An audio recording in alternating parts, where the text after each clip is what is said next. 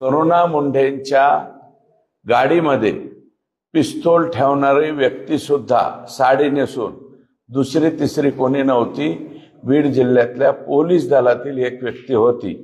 त्याचं नाव सुद्धा मला माहिती आहे, परंतु ते बाहेर मी सांगणार नाही, एसपींना सांगेल।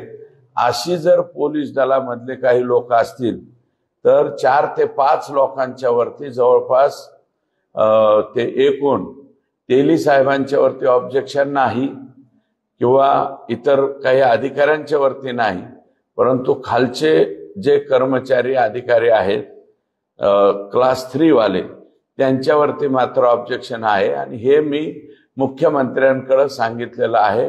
मुख्यमंत्री महोदय म्हणले डिटेल, कारण त्याचं विनाकारण कोणावरती ऑब्जेक्शन असं नको, तर त्याचे डिटेल काढून घेऊन हे तिकडे जाणार आहे।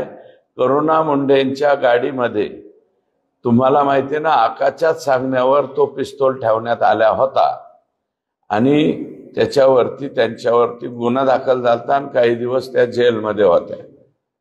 साहेब जे आहेत ते क्राईम मीटिंगला जालन्याला गेलेले आहे। फक्त ॲडिशनल एसपी ज्यांच्याकडे त्याच्यानंतर त्यांचा भाग आहे तर त्यांना भेटणार आहे। आणि आज लेखी स्वरूपामध्ये पोलीस दलामध्ये सुद्धा बिंदू नामावलीप्रमाणे अधिकारी कर्मचारी आहेत का हे सुद्धा पत्र मी आज त्या ठिकाणी त्यांना देणार आहे। आणि जर नसेल बिंदू नामावलीप्रमाणे तर त्याची अंमलबजावणी करावी लागेल। नमस्ते, मी करुणा धनंजय मुंडे। सुरेश दस भाऊंना मी खूप खूप धन्यवाद करते, हात जोडून हृदयापासून मी त्यांचा आभार मानते जे त्यांनी मला न्याय दिला।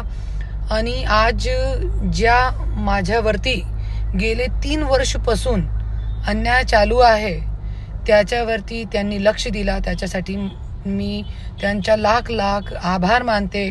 आणि भाऊ, तुम्ही मला टाइम द्या, माझ्याकडे खूप काही पुरावे आहे जे आपल्याला जड तक पोहोचायचे आहे। ते तुम्ही खरं सांगताय की आपल्याला जड पर्यंत पोहोचायचं आहे, तो तुम्ही मला टाइम द्या, वेळ द्या, मी सगळे पुरावे घेऊन तुमच्याकडे येते आणि तुम्ही जड तक पोहोचा। हे जे बीडमध्ये गुंडशाही, दंडपशाही, हुकुमशाही, खुने नाही खेळ चालू आहे त्याचा तुम्ही पर्दाफाश करा।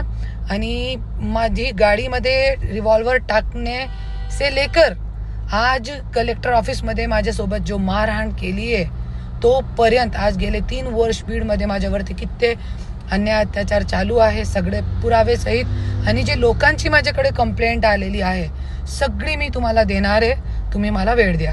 धन्यवाद।